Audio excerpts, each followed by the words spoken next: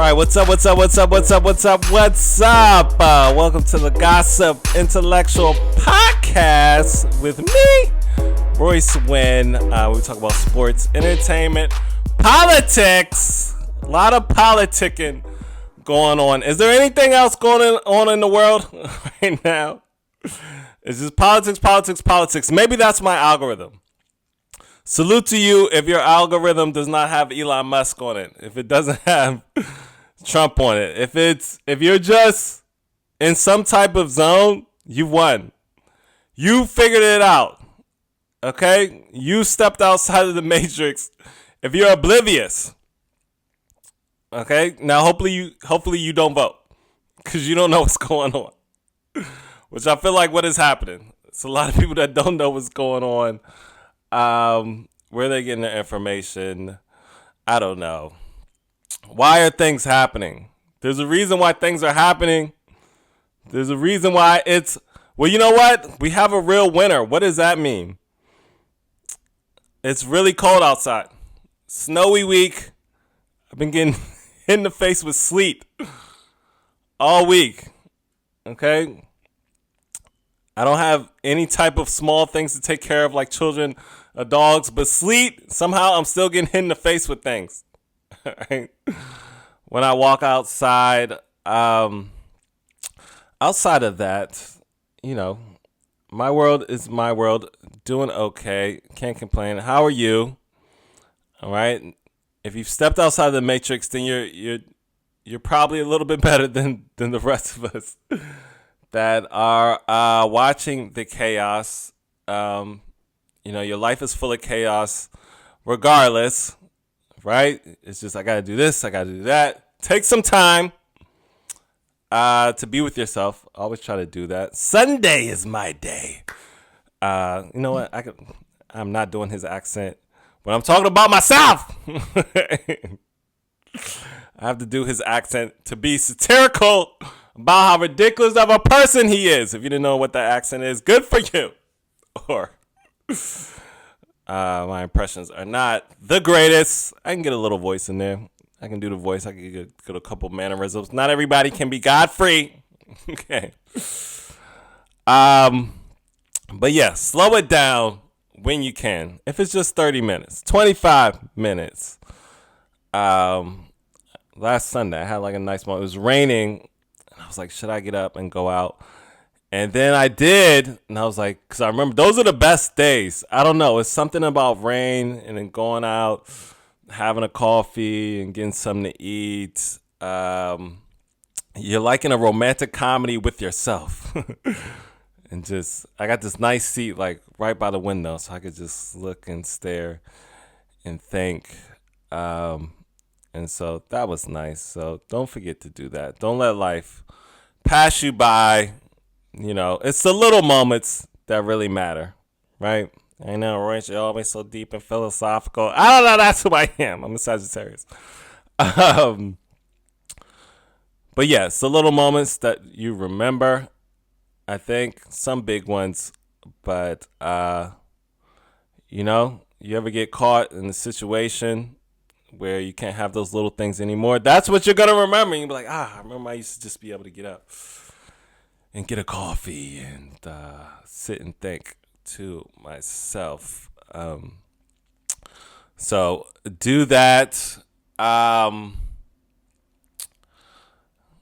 don't know. I've been debating whether to talk about my love life. Single as hell. What was it? It was some meme that I saw the other day. Oh, it's like every day I don't know what's gonna happen. I don't know how it's gonna go. It was a Drewski video. Having fun trying to figure it out. I think I talk about it every week. Everybody's trying to figure it out. Nobody knows the answers. So I had like a little tumultuous summer with the crush, and you know, moving on from that, and you know, learn from that, and I don't think I was going to talk. I don't think I can talk about it. I don't want to talk about it. But having fun trying to figure it out. And I'm trying to be more intentional about dating. You know what made me feel good? I just saw Jasmine Crockett was single. Not that I want to date her, but I was just like, oh, somebody else who put their career and self before dating. So Jasmine Crockett, as charismatic and cool and cute as she is, also single. So I'm like, okay, it's not just me. Right? Oh, you know what I did see? Shout out to Rachel True.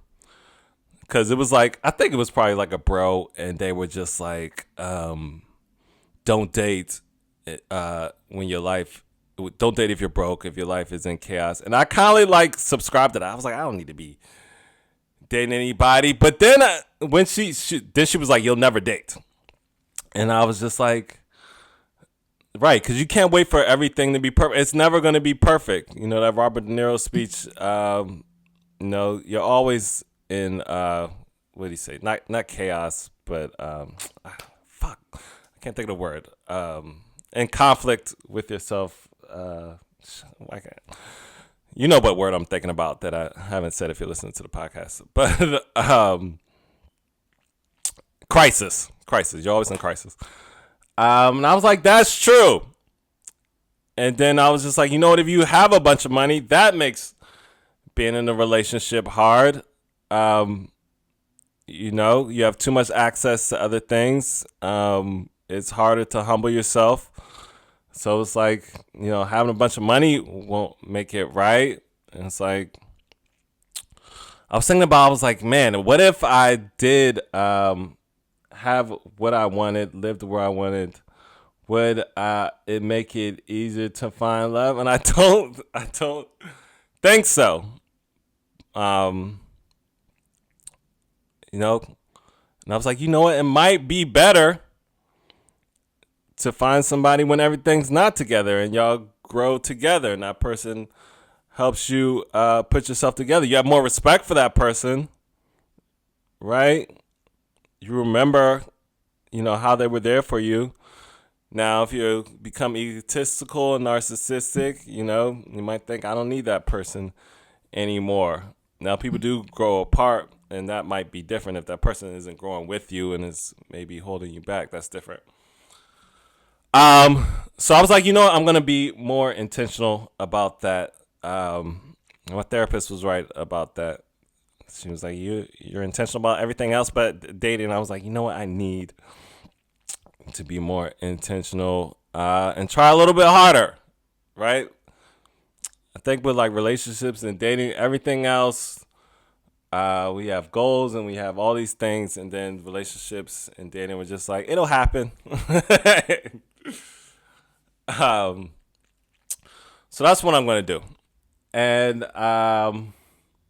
I'm trying to figure it out. I think I relate to the social media girlies the most. Those are the hardest to wrap my brain around, because it's like they know how to look perfect on camera. It was like, what are you like off camera? But at least they understand my lifestyle and what I do. So I was like, do I want, because I like the little corporate girlies, but I was like, I don't think our lifestyles would mesh. I don't know. I got to date, though. I got to start dating. Try to figure it out. Can't be on the couch doing podcasts and watching movies forever.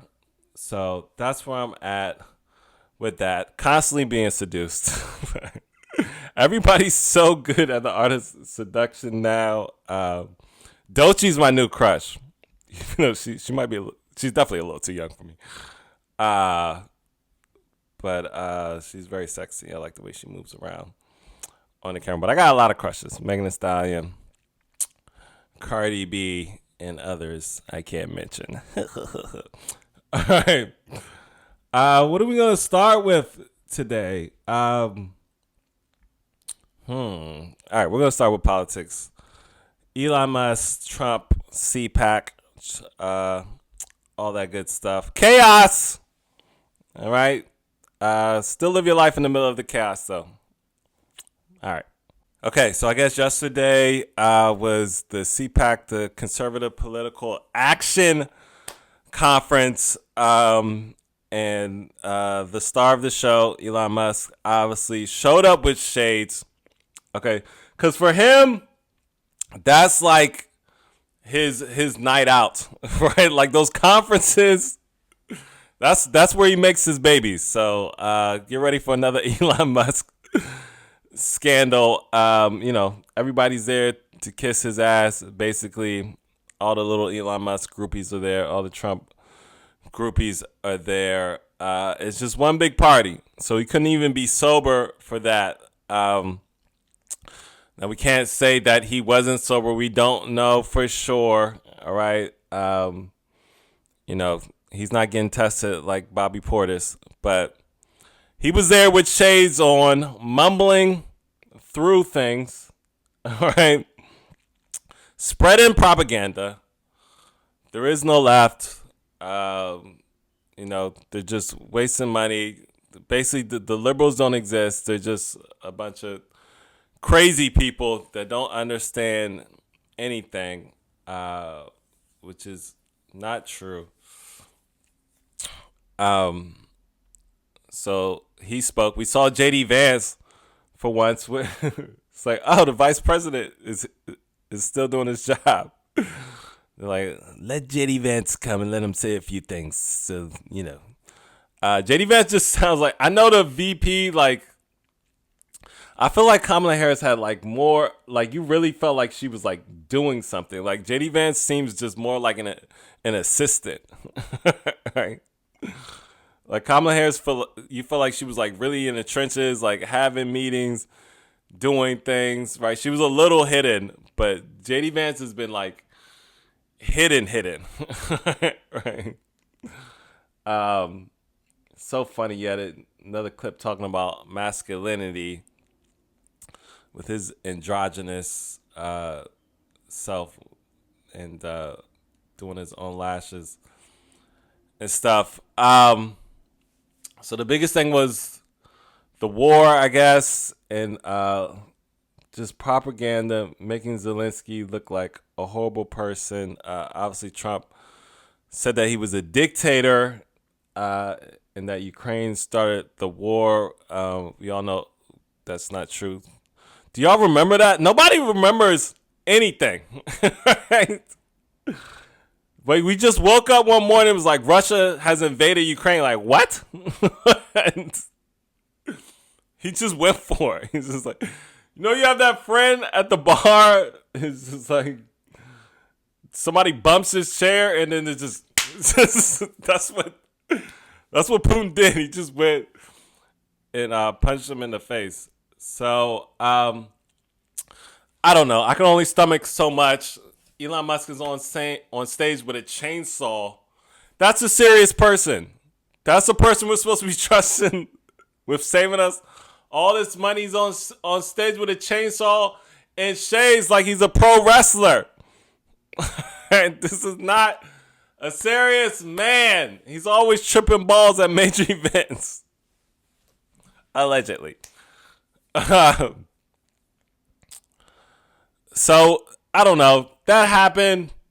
It was a thing. I mean, hopefully people are debunking all the things that they're saying and showing the facts and the history of things. But then some lady just said Zelensky's also trying to be a dictator and she was Ukrainian. But hey, there's crazy and right-wingers all over the world in all countries in all parties. So, check that out. Just watch like 5 minutes.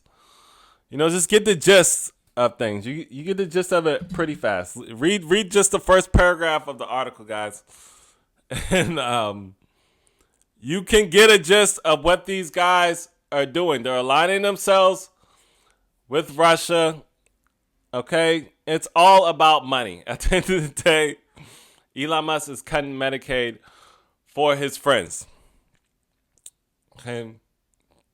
They're aligning themselves with Russia so they can get money behind closed doors to do what they want to do, and then whatever favors Russia needs, they'll do it. That's all it comes. It's simple. It's always simple. So what they call it was a dog whistle at the CPAC to say, hey, Russia, we got your back, basically. That's what happened.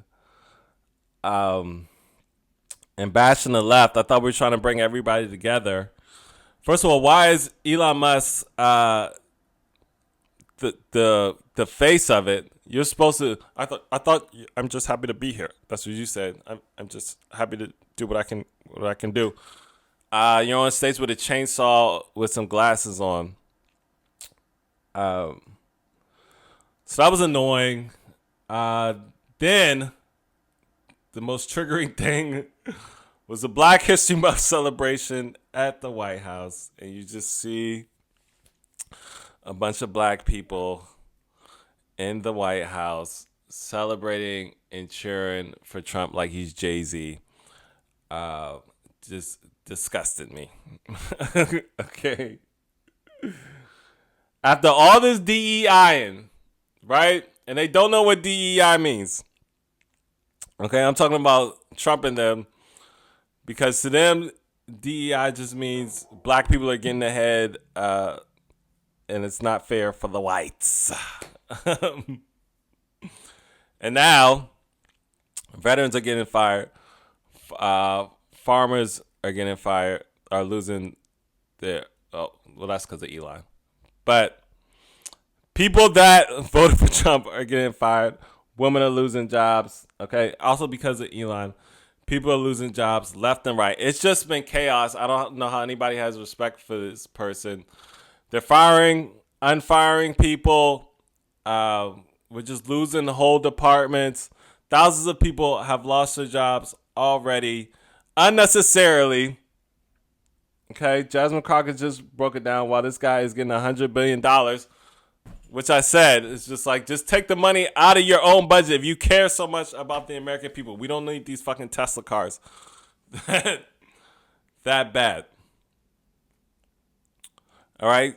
So anyway, I was annoyed by it because after doing all this DEI, clearly trying to hold black people back. When was the last time Trump put up or respected and admired a black woman in government agency, Congress, right? We saw how he talked about Kamala Harris. I mean, there's a way to run for office without being disrespectful. I love what Jasmine Crockett is doing. The only one putting out simple messaging, soundbite after soundbite. I just did a great interview on the Breakfast Club. Go check it out. And breaking down what these guys are really doing. And how it doesn't have to be this bullying process with Elon Musk. There can be auditors. And what they're really trying to do is just get money for themselves. We're going to go into a recession. So yeah, I'm just like, you're not nice to black people. You're not nice to black women. The way he comes at black athletes. So just the White House celebration is like a slap in the face. Okay? It's like, you ever worked at a job that you hate? And it's just like, we're going to throw a Christmas party for you. Fuck your Christmas party. I don't want to go to your fake ass, trashy ass Christmas party. And he was so excited to have Tiger Woods there. And the joy on Tiger Woods' face, I mean, I feel like all the wrinkles were cleared when he went on stage. Hi, guys. I'm just happy to be here. Happy to see everybody, and it's an honor. Is it an honor? Are you honored to be around President Trump? What has he done so great besides win and scam people? He's a great scammer. He's not a great person. He doesn't have great humanity with him. He just won. He's just famous. He's just popular. That's it. It's not an honor. He won a popularity contest. The way you can become president or win office in this country is just by being influential. Like, it doesn't mean you're great. Hey, he's like the equivalent of a TikToker that's just cute. Like, he's not good. So that was mind blowing, right? And then people brought up the fact that it's like, oh, now Tiger Woods can be black, but before Kamala Harris was Indian. Also, Tiger Woods himself, I'm multiracial, but he was happy to be there in the White House. Is that his first time in the White House? I mean, he's won the Masters so many times. It can't be first time in the White House. So he's building all these statues. He names Kobe Bryant among others. And listen, guys, you can do nice things. You can say nice things. That doesn't mean that overall he has this affinity for black people. All right.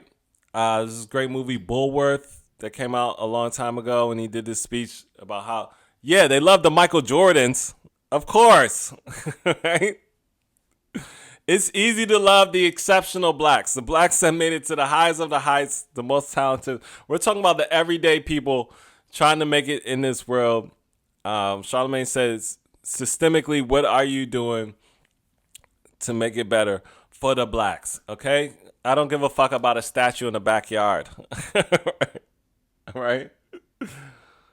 I care about if my uncle has health care. Okay?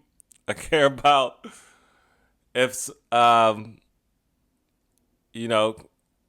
you're trying to get a job and you feel like you can get considered, and because of no policies. All right? Why are black people in commercials? Because they fought for that. Okay?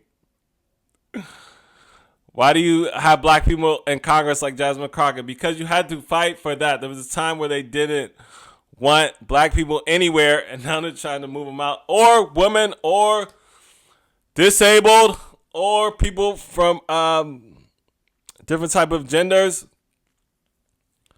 So it's just like, all right, the statue is cute, whatever, cool. Right? We don't care about your statue in the garden. Also, I thought it was funny, he didn't mention Barack Obama, the first black president. If you're going to do statues, you got to do that, Trump. All right? So if you're going to salute the blacks, where was Barack Obama? You didn't invite Barack Obama to the Black History Month party? They didn't get an invite?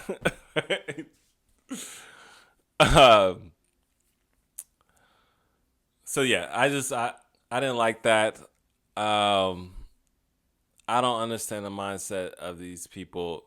These are educated people too. These are people with jobs in politics or around politics that are in the White House. Trump, Trump, Trump, Trump, Trump. It's like clearly he's trying to hold people in your family that aren't as gifted as you or as celebrated as you back. I'm in coffee shops all the time, and the thing that breaks my heart is just seeing the elderly in there, with nobody taking care of them, just struggling, walking on a walker to get coffee. And this administration is fucking people like that over. They're taking their Social Security, they're taking their Medicare, and taking that money and giving it to their already billionaire friends. So yeah, I don't care about a statue, but yeah, thank you, whatever. Yeah, I feel like at this time, if you have a voice, if you have a platform, call these things out every day, because they're putting stuff out there every day to exhaust, confuse, and manipulate the general public. So my people have been Don Lemon, Jasmine Crockett, AOC, whatever. Just watch the 2-minute clips or whatever. Follow these people. Everybody's on social media now, so follow these people. Get information. But I feel like Jasmine Crockett is the main one standing up to these guys and saying things. So a black woman is saving democracy again. Right? She's the 1% of the 92%. just breaking everything down and showing there could be a better process for this. But I mean, it's simple.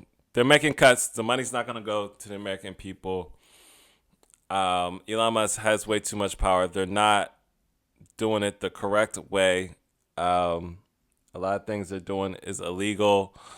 In an interview, I think she mentioned that they're taking away enforcing laws against working with foreign adversaries. They're taking money from foreign people.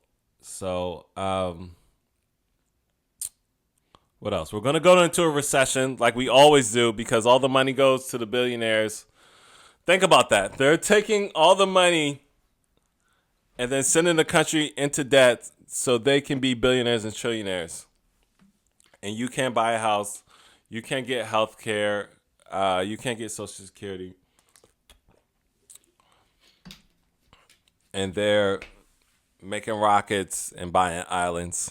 So that's where we're at. That's where the country's at. Is it the end of the world? I don't know. But I know these next 4 years are going to be rough. So she was saying, so it's close in the House. I think they got Republicans have 218, Democrats have 215, which is what I looked up. So there's 3 seats. Make it even. That's the first thing you can do.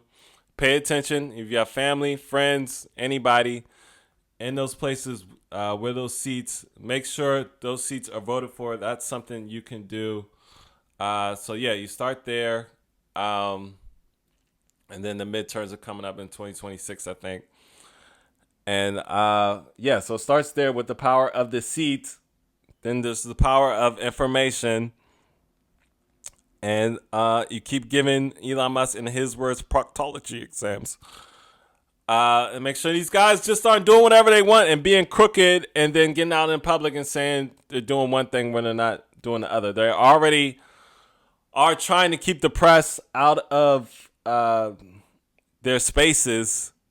So, you got to depend on people like Jasmine Crockett to break down this information. They're trying to put AOC in jail for just giving information to immigrants, and they're focusing on a small number of criminals, all right,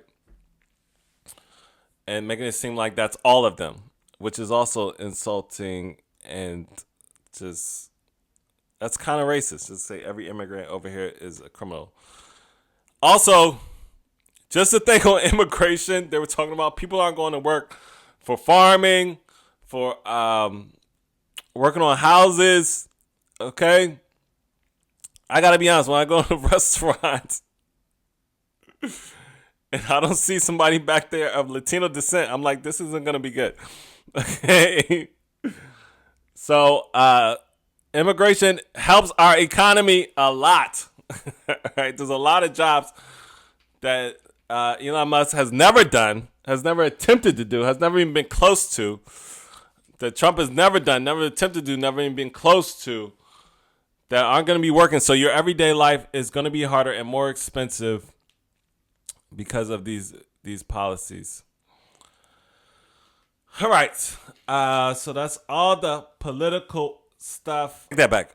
In the midst of the chaos, we've got Kanye West coming out here causing more chaos. Now, he has reached ignore status. Don't like talking about Kanye because I know he just wants the attention. He's just doing it for attention. And I think some of the things he's saying is just heinous. And the more we talk about it, the more you're triggering the everyday person who's had to deal with some of these things that he's too ignorant to take into consideration of these people's thoughts and feelings. Okay. So, the person who can take Kanye's actions, words, and bring some clarity to it, I think talk about it in a way that, if I had a better vocabulary, I would say he has great vocabulary. Soothing is Van Lathan, who Kanye shouted out. He did not shout him out. Who shot at, criticized recently. I think it's come full circle because as talented as he is, the thing that kind of catapulted Van Lathan's career was him getting his Jasmine Crockett on and standing up to Kanye and saying how all black people felt in that moment. So I think it's come full circle because I think they've kind of switched places. And so let me see. So he put up a picture of Van. Yay, for real, need this kind of people around him. Because what do you mean free Diddy? So I don't know. Did Van say that on the podcast or something? Anyway, so he put a picture of Van up and he said that. Then he writes, I see past all of this. Always remember these N-words have jobs. Go find a boss, not an employee, to speak up. And even with them, I'll show how they serve their masters on people who invest in their companies. Black people don't control the black dollar. It's just like, what do you do with your black dollars? When you don't have money, you don't solely have power. The only way to have any power when you don't solely have money is to work as a group. So no one N-word working on a TV show or a podcast can move me left or right, which also shows you're aware of what Van is doing. You're watching. You're triggered by him. Go get N-words to take time out of their day and march against me or shut the F up. You broke ass N-word gangsters sucking my big black N-word hard R cock. And I just made 17 minutes ago. And I made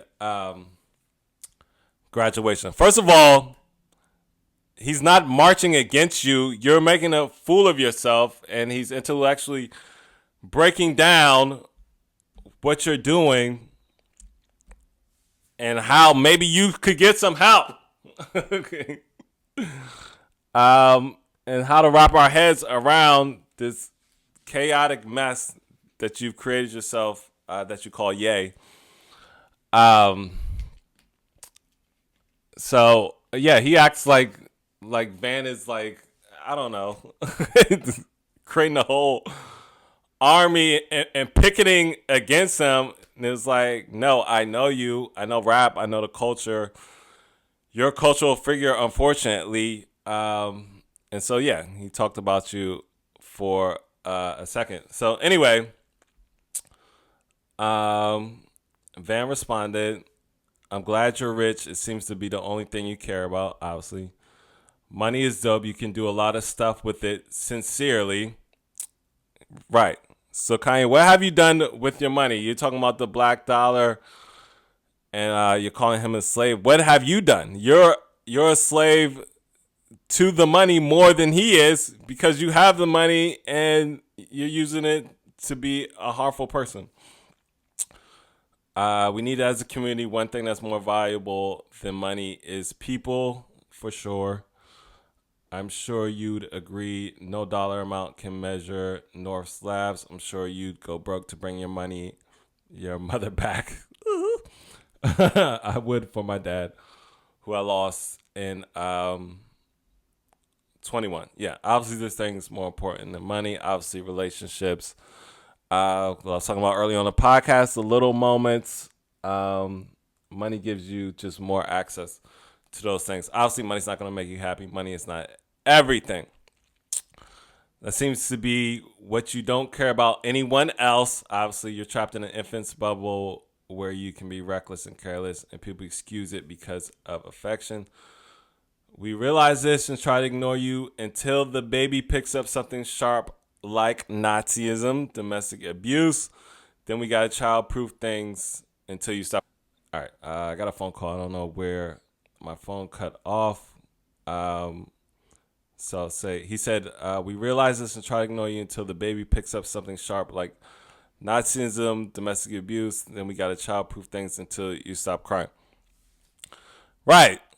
So it's like, nobody's rallying against you. I had to say something because you are purposely being ignorant in your mind, probably provocative.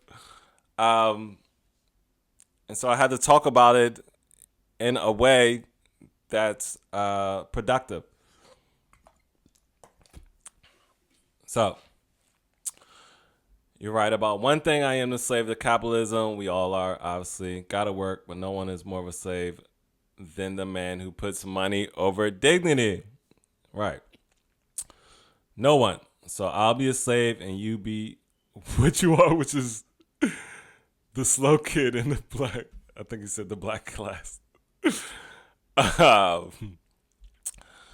Which is just black man bravado. Shot. Yay. But I just thought that was interesting because when this first happened, Van was just a black guy on Team Z. He was like, oh, that's a black guy who says what we're really thinking from time to time. But we just knew him as a black guy on Team Z. Now he has Higher Learning, a great show with Rachel Lindsay. And it's kind of like the cultural black show for millennials and other races watch it too. That we go to look to for cultural explanations on things. So I was like, this is like Kendrick Lamar at Drake. At one time, Drake had the culture in a chokehold. All right, we went to him. We were inspired by him, but we didn't really know what he was about. At one point, well, he was more vulnerable. We liked him because he was vulnerable. He was more of himself. Then as the money came, the more fame came. It's just more about girls. It's more about partying. It's more about being cool. Then Kendrick comes along, who stuck to the culture, who stuck to people, speaking to people's soul, who calls out Drake on what he's doing. Do you care about the culture anymore? Are you doing it for yourself? All you care about is money and girls at this point. So I feel like Van has become the Kendrick, and at this point, Van's impact on a culture is bigger than Kanye West. And I just thought that was funny that it's come full circle to Kanye still calling out Van almost a decade later. Also similar to Kendrick and Drake. It's been about a decade with them. And at one point, Kendrick was opening for Drake or on tour for Drake. And now Van's words penetrate more. I think he should write a book on Kanye because nobody can break it down as well as him and with the interactions he's had. So that was just funny to me. And the fact that Kanye was trying to make this like deep point about being a slave to money and being controlled by capitalism. And in the end, you're the one that's a slave to money and being controlled. There's so many things you could have done with your money. We're talking about all the things that Elon Musk and Trump is taking away. You could have used that for your community. And what have you done? You wasted it on harmful content. Just to say I'm a billionaire, and then you're in Trump's office bending over. All you hang around is billionaires, and now we don't take you seriously. And the person who called you out 10 years ago is who we take way more seriously. So shout out to Van Lathan. And I thought that was just an interesting back and forth. So yeah, I wouldn't say the student has become the teacher, but the guy that you weren't paying attention to has now become the person that you supposedly thought you were or were trying to be. And now you're just a person in the room calling out the person that we really respect. So you have no respect, Kanye. None. Okay, so stuff I checked out this week while we're talking about entertainment. White Lotus. Okay. Um, Shout out to the homie from Insecure. Jesus Christ. I don't know why my mind goes so blank when I start out the podcast. I just can't think of names, words. Yo, I do like 3 podcasts in my head before I do the show, and then when it comes to the show, I can't think of anything. Natasha Rothwell seems to be, I don't know. I guess like the main arc. I don't know if there's a main arc, or she's a main arc, but she's a big part of the story because the kid that it starts out with him. He's like they're meditating. He's like, I gotta get my mom. I gotta get my mom. And then shows something happening to her. I won't give that away if you haven't watched it yet. And then it shows her coming to the islands in Thailand, and she's saying, "Yeah, I'm gonna see my son. I'm talking to my son." So she has a major role. Um, so I think she's kind of like the Jennifer Coolidge of the show this time. I think we're gonna be following her story. Then you have like the 3 friends. One's famous, the other one's successful in her own in her hometown, and then the other friend is kind of like they're doing okay, and she kind of feels left out because the other 2 friends are just bragging and talking about their lives, and they're not trying to be rude, but you can tell it's hurting her feelings, and she feels left out. And then you got the weird rich family, you got the jerk off older son, and then you have the younger son, and then you have the middle child. The middle child is kind of like the woke child. That's why I don't know if I should say the word woke, but the more spiritually inclined child that's more aware of things, and so that's why they're there because she wanted to talk to a guy like a Buddhist or something like that.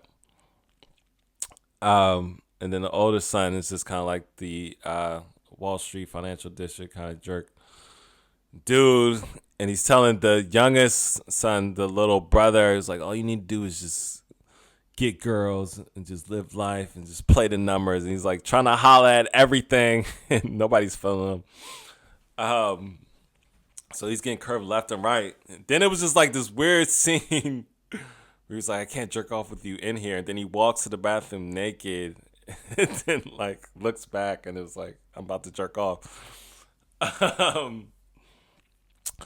So wild show. One of my favorite shows. So we'll see where it goes. I think the guy's name is a Mike White, or Mike Royce, Mike White. Yeah, it's hilarious. I think Mike Royce writes comedies or something like that. Yeah. Intense. They kind of just set everything up. The first episode. Whenever you watch that show, you just always want to go on vacation. You're just so jealous. I'm just like, I just want to be on a vacation with a baddie. And then I hop on Instagram, and there's baddies on vacation in bikinis seducing me. But yeah, good start. So check out White Lotus. Interesting, fun show. Always brings it all. Great writer. Mike White always has like comedy, drama, and then full circle moments and philosophical lessons. Great music, great sound. This is a great show. You know, HBO always puts together great shows. Watched Den of Thieves. It was good. It was cool. Cool little flick. Paid $20 to watch it on Amazon. So shout out to O'Shea Jackson, Ice Cube's son. Did a good job. And damn, who's the other main character? Jesus Christ. He's a superstar actor. Should know his name. Gerard Butler. 50 Cent was in the first one. So I love heist movies. That's my favorite type of movie. Money heist, one of my favorite shows of all time. Got me through the pandemic. It's just amazing. Heist show was just sexy. It was in Spain. It was dramatic. It's just like I was in love and enthralled. Everything. Um, and then what's the other one? There was another heist show that was like came out a year or two ago with that was running everything. Giancarlo Esposito. I never figured it out, but it was like you could watch the episodes and like you could start at different times and still figure out the movie. So that was Kaleidoscope. That was genius. Um, so like that's always like a genius I appreciated because I was like I could never like write a high show. Like you have to like talk to CIA and like really smart people that know how to break into things and how it could be done and make it look realistic so it's fun for the viewer and believable for the viewer. So the people that do these heist movies are just they're ridiculous. Um, so Den of Thieves was dope. It had it all: sexy woman, fights, guns, dramatics. You wanted them to get away. Maybe they did get away, and you know, betrayal. Uh, people that you didn't think connected on levels, connected on different levels. So fun movie. Check it out. I gotta watch Kiki and SZA. I'm gonna try to get to them this week. Money is low. All right. Oh. Okay, so J. Cole dropped. Didn't love it. He you know, it seems like he's getting away from himself a little bit. He talks about smoking. He's just talking about being a great rapper with a bunch of analogies. It didn't feel. It felt mid. I mean, it's J. Cole, so I mean, his bad is good. But I don't know.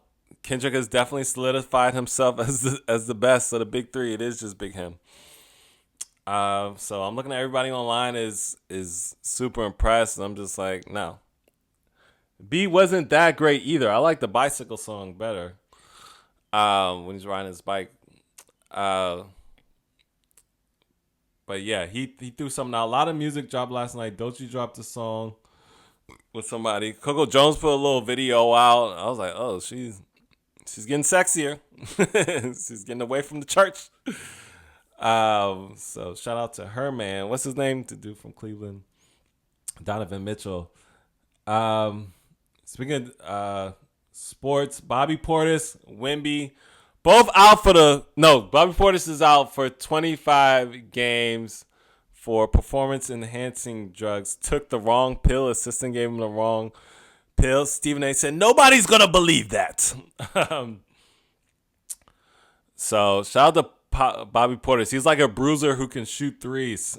So they're saying Milwaukee might drop and might not be as much as a difference, but he'll be back right before the playoffs. But that's pretty crazy. That's a crazy way to lose so much money. 25 games unpaid for P&Ds. Now, if you took it on purpose, but I don't know. It's basketball. Just don't you got to be more agile? Do you really need P&Ds?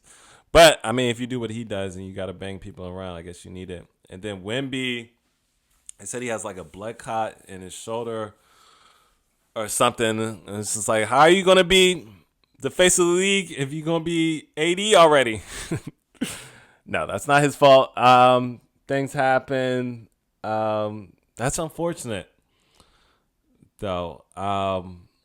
So this is bad for the NBA. The NBA is losing money if Wemby isn't playing. And, they just got Chris Paul and they got the kid from Sacramento who we talked about last week with the beautiful story about how he's wearing a number to celebrate his wife and now he doesn't have a star player, right? So, too bad for San Antonio. Rough year for Texas. So I think that's it, guys. So USA played Canada last night in the Nations face-off. So that was cool. It's so funny how you get so patriotic when it comes to playing other nations, right?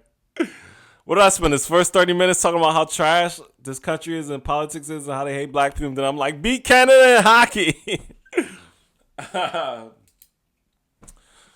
So, you know what? At this point, I'm glad Canada has a win. Because I'm tired of Trump picking on Canada. He wrote a whole thing about, I won't be able to watch the Canada game. But with their security and their money, they'll soon be the 51st state of the United States. So I'm glad they beat us. But it was a good game. It was tied into the end. I got home and watched the overtime. And hell of a shot. But I think their best player, Sidney Crosby. But USA was dominating, so their goalie should get credit too, whatever their name is for Canada, because he made some good saves. But I think the hockey guys was like, nah, we got to give Canada this one. So the guy was like in the left corner and passing to him in the middle, wide open. It was like an open three-pointer in basketball. But you know how the nets are like, so the net is like around my shoulders right here, and he just hit it like right at my little sign right there, in the back of the net. So that was fun, but I don't understand what it was. It's called the Nations Face-Off. So was it like 8 countries just got together? But shout out to USA for getting better at hockey. And then there was this black guy that I guess is a great hockey player that says hockey players go harder than NBA players, and everybody was like, I guess. He is kind of right. Right. You know, NBA players just have games off. But how many games do hockey players play? Let me see. How many games in a hockey season? Oh, they play 82 games. Yeah, so are hockey players tougher than NBA players? It looks like it. So he's saying, hockey players don't, they play for the passion. They don't play for the money. Let me see. What's the average hockey, highest paid hockey player in NHL? Wow. The highest paid player is only making $13.2 million a year. So that kind of goes to that guy's point of saying, they're not playing for the money, they're playing for the passion. And it's been said multiple times that NBA players are playing for the money. A lot of these guys are just really gifted, don't love playing basketball, but they just had it, just born with it. And so I think a lot of people agree with him on that. Let me see, what's his name? PK Subban was the guy who went viral for his take on that. I agree with him, man. And hockey, I feel like you're doing more out there. You're on skates. You're wearing heavy gear. You might get hit with a puck in the head. And the NBA players just take games off. You just had the whole scandal with LeBron not playing because of his ankle, and then dunking on Charlotte from the free throw line. So, but that was fun, man. I always like the big sporting events. I guess I'm like Drake with that. I'm gonna always show up for a big event, have a beer, have a drink, see what's going on. The other thing I want to talk about real quick was just so Unk and YN in the black community. So YN is young N-word. All right. Apparently you're an Unk at I think 30 years old or something. and you're a YN if you're 24. Now, from what I've seen on TikTok, a YN is just a young, ridiculous man. So I guess the first name that comes to mind is Anthony Edwards. Just out here making babies, saying, send the video. I hate you. You won't have a father to your child. So there's this funny ass story on TikTok where this girl was just like, she flew herself out to go see a guy, or it's in question whether he paid for the flight or was supposed to pay for the flight. And then she sent the dude's throat spray and breath strips and said she wanted to eat his ass. And the dude was like, I told you I have my daughter. I don't even get down like that. You doing too much. You being thirsty. And everybody's like, he's a YN. But the way he talked about it, he knew what he was doing too. He's a master of speaking to the camera. And he was like, the young lady, I was worried about. I just want to make sure she was okay. I was checking on her, but I had my daughter. I don't want to mess with her. So the whole Unc and YN story came in. He was like, I am not a YN. I'm 25 years old. And so everybody 35 and up is just like, I thought that's pretty young to me. But I just want to put this in the context. You guys. Okay, 30 is not old. You're still a young person. Okay, you're still a baby. You still barely know anything. Like, you don't like halfway become an adult till like 35. Life pretty much gives you a pass in your 20s. 20s, you're making what? Bad relationship decisions, bad money decisions. All right, you're starting out. You're trying to find places to live. You're trying to figure out your career. So I don't know. I just see like a lot of people in their 20s, like you said, always in crisis. You have a lot of time, guys. Okay. They're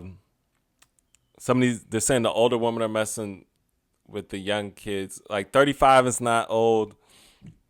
I mean, you should have evolved a little bit where you're not really dating girls or guys in their 20s when you're in your mid 30s, but you're still a kid. You're still in great shape. Your metabolism is still pretty fast. Okay, you can still go out and party and drink and party responsibly. Okay. Obviously, men in their 50s are on stages with chainsaws and still partying and having random babies. But yeah, my unk status would be like 50. Okay, at that point, you should be dating people 38 and up at least, and have some type of life and bills that you're paying and stuff. But to me, I think you're a kid until you're 35. That's my take on it. All right, you guys, thanks so much for listening to the podcast. I love doing the podcast. It's helping me in a lot of ways, and I like to see when people like what I'm doing on the podcast. It makes me feel good, so I appreciate that. So thanks so much for listening, and have a great day. Take some time to yourself. Enjoy the little things, and enjoy your weekend. Bye!